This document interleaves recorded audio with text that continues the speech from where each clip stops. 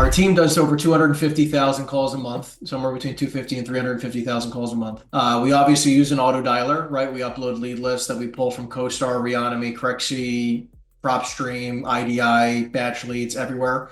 We'll skip trace it and we'll prospect those lead lists. So obviously I'm a huge advocate of prospecting. I've made over 1 million cold calls in my career. And one of the big things that we've done is that we do, kind of a circle prospecting 1031 exchange script, which we have found to have a lot of success with, which is, obviously we have several others on the slide deck here. But one thing that we do is a simple call of just saying, hey, John, this is Henry with EXP Commercial. I was just calling to see if you'd be totally against selling your property. Otherwise, we'll use a 1031 exchange script, which is, hey, John, I was giving you a call today because my client is going through a 1031 exchange, and I was just curious if you'd be totally against selling the property. Right. So it's a very simple circle prospecting type of idea. A lot of what we're going to give you today is circle prospecting-esque, right? Obviously, circle prospecting with a motive. There's a lot of different strategies that you can enhance. Similar to John was saying, I'm a huge advocate of cold calling, and I think that if you're not doing it right now and your business, you're looking at your checking account and you're not happy with it, you're looking at your pipeline, you're not happy with it, one of the first things you should be doing is probably picking up that phone and starting to prospect cold. But it's an and, not an or. Everyone likes to say like, oh, well, I like doing warm calls, or I like doing social media, or I like doing paid ads or mailers or emails or whatever. I'm a big fan of saying prospecting, cold prospecting, whether, in any capacity, is an and to whatever you're doing currently. So if you want to bring up the slide, we can kind of talk a little bit more about each one. One of the biggest mistakes that I typically see a lot of realtors make is they don't know how to pivot. So who here, right, real quick, whether you're in the chat or you can do it live by just raising your hand or giving a thumbs up, who here is actually making cold calls or prospecting in any capacity every single day consistently, minimum around 2 hours, trying to generate at least one seller lead a day? Who's doing that? Well, my team generates between 500 and 1,000 seller leads a month, right? So what we're doing here is that we're creating an ability where it makes it near impossible to not close deals. And imagine if you had the ability to, if you were generating 20 seller leads each and every single month like clockwork, and it did not feel difficult. And here's the coolest thing, guys. I live in Florida. I'm licensed in New Jersey, and my team's in over 15 states. So I don't see the properties as much as most people do.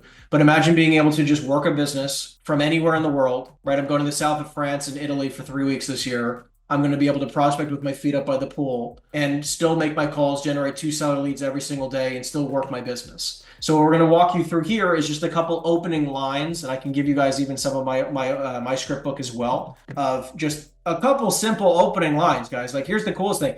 Using a dialer, hands-free, your feet can be up, you can be sipping a latte, and you could literally just read a script that works repeatedly once someone picks up the phone. Number one is a prospecting call for a rent survey. Essentially, keep in mind, guys, that no matter what asset class you're calling, I don't care if you're calling multifamily or retail or industrial office or anything, right? You have the ability, the vast majority of the time, if you're not, if you're working with investors, I'm not going to say owner occupants, obviously, for the instances where you're speaking to an owner occupant, retail building, single tenant. Maybe rent surveys aren't the way to strictly go through that, but this is one option of many. So for multifamily, you can obviously get a gauge and talk to individuals in providing value. Anytime that you can provide value, you're going to look differently than the average broker who just calls for that listing, right? The last thing you want to be doing is like, hey, would you be totally against listing your property, or totally against listing your property? That is not an opening line that I've seen ever work at a high capacity. But providing value over a long period of time, me and John were joking around. I like to play the game of chess, not the game of checkers, right? So it's like, I'm trying to build a very long-term relationship with an individual. And when they think about doing X, leasing, selling, anything, buying anything, they think about us. That's what we want. And on a rent survey, let me riff a little on the rent survey for a minute. Good. This is far and away the least transactional call you can make the first time you make it. There's almost no chance you're getting a listing. Let's just start there. Okay. This is your first step to build a relationship that might get you 10 or 20 listings over your lifetime, 50. But that call is very easy. The call, I'll give you the script, and just like Henry had his. So on this one is, hey, out of curiosity, I noticed you had, an apartment at 123 Main Street for rent. And they have the little bandit signs out front. I love those, but those are always the owner. They're an easy get. They go, well, why would I share it with you? You're a broker. I don't do brokers. They'll throw holy water garlic at you. Go away, nasty broker, right? I don't even listen. You go, oh, hey, I understand that. I'm not asking a list or anything.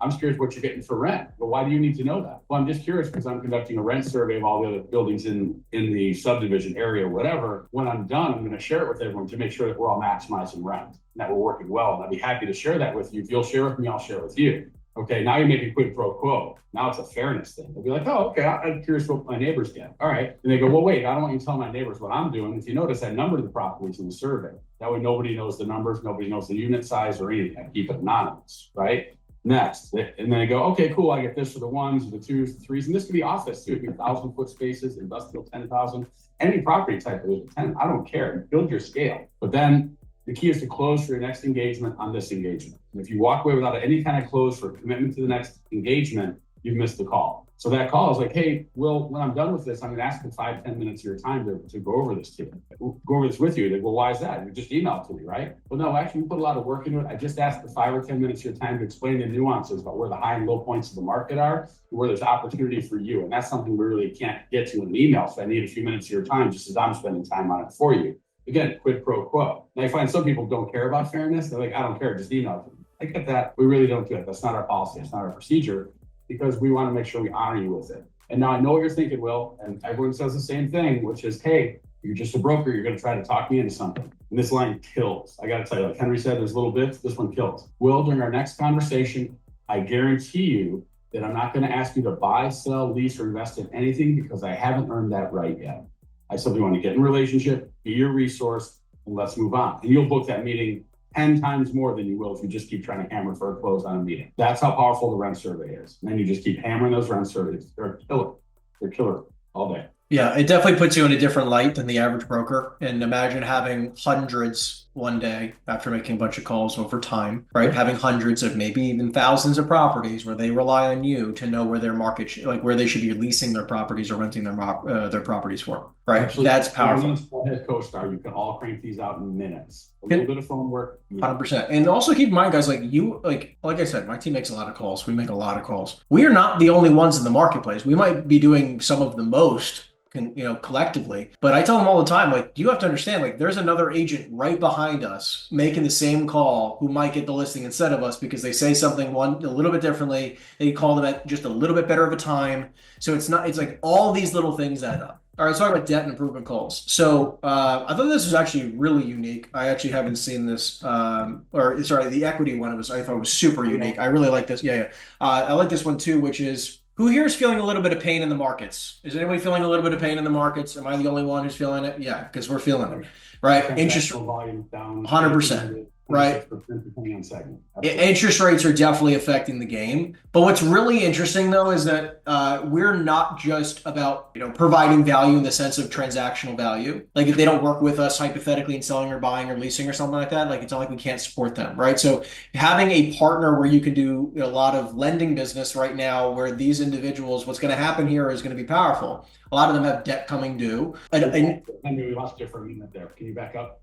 Sorry, yeah. So providing value doesn't have to look in the way where you get a commission check, right? Value can also be in a way where you're referring a vendor where they can actually provide them a solution to whatever problem they might have. So there's a lot of debt that is coming due. So in the instances where, like, again, how are you preparing for, all these different things they're going through their debt reconciliation, refinancing, whatever. Keep in mind that what's going to happen is two things. If you go in from the lens of how can I provide this person value and a solution to their debt coming due, what could happen is that they could refinance and they could be in a positive position when refinancing. That could happen and has happened many times.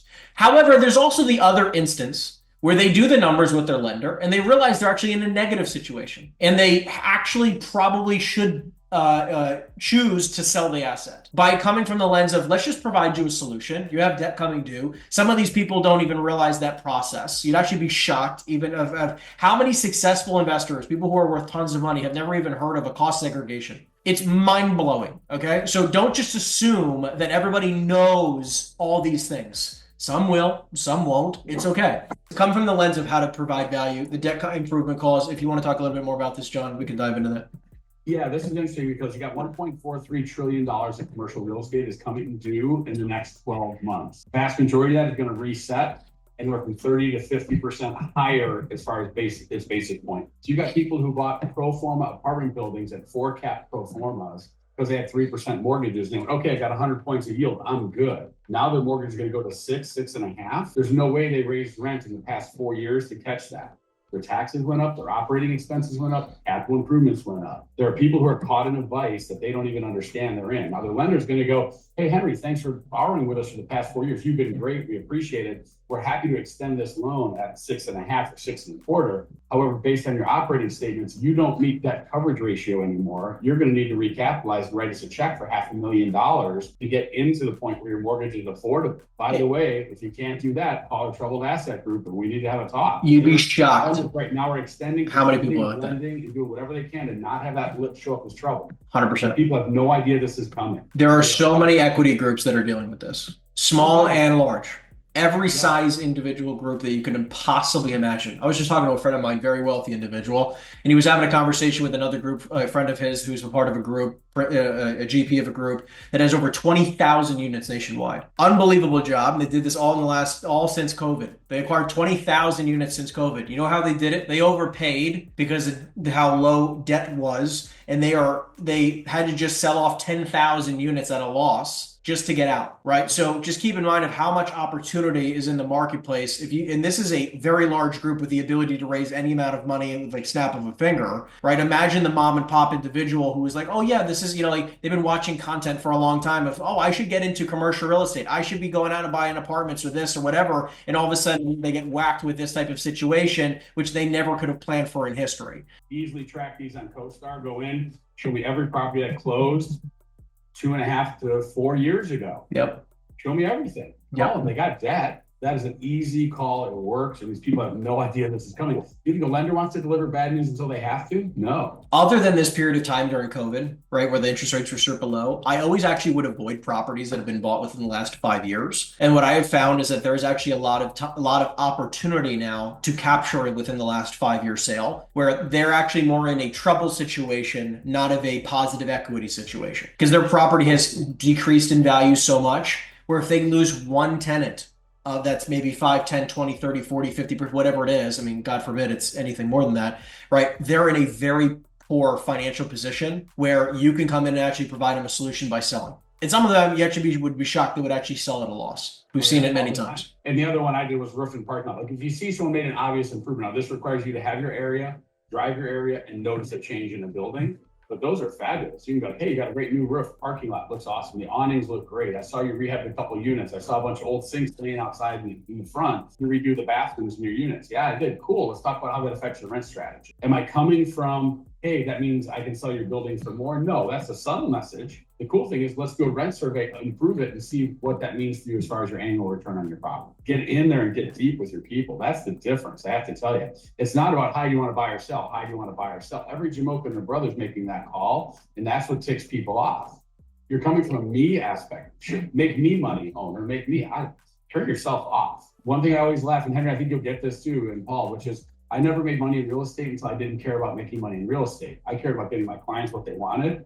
And guess what found you? Abundance. Yeah, I care very much. Don't get me wrong, but I had to put myself behind that, right? And my clients come first. And that's just being a good fiduciary all day. And lease renewals all day are awesome. Yeah, so CRM to track this, by the way. Yeah, 100%. CRM rant just yet. Go for it, Henry. Yeah, so very lucrative opportunity for those of you who are in the leasing space. And actually, I have I love looking at the lease renewal option actually on the sale side too, because if you notice that they have a which, John has a really cool picture to kind of really easily, quickly break down about how to do that through CoStar. But this is an awesome strategy where you can start capturing a piece of the market where you already know that lease renewals are coming up. This is a very simplistic thing to do. It's a very easy search function. If you want to, I'll let you break that down in a minute. But all you're doing is you're essentially just looking at properties that have been leased within the last few years, or leases that because obviously most retail leases, as an example, or even smaller industrial leases are typically only like 2 to 3 years, sub 5 years. So this, is a good opportunity where you can be looking at leases that were set up in the last few years, giving them a call and saying, hey, I noticed that you have a couple of leases coming due. Just curious, did you already have the conversation? And work, kind of spinning in a different direction of how you can provide some value. And my intention, because I'm also an investor, is I love trying to find, John's going to show you the smaller spaces. I love doing this for big spaces too, because I know they're about to have a 30% vacancy on this building and they're about to have major financial issues where they know that in the back of their head. They just don't want to deal with it right now. So by bringing it to the front of their mind, they're like, Mike, have a little bit of an opportunity for me to buy a property at a great price for me to make some money. So if you want to break that down.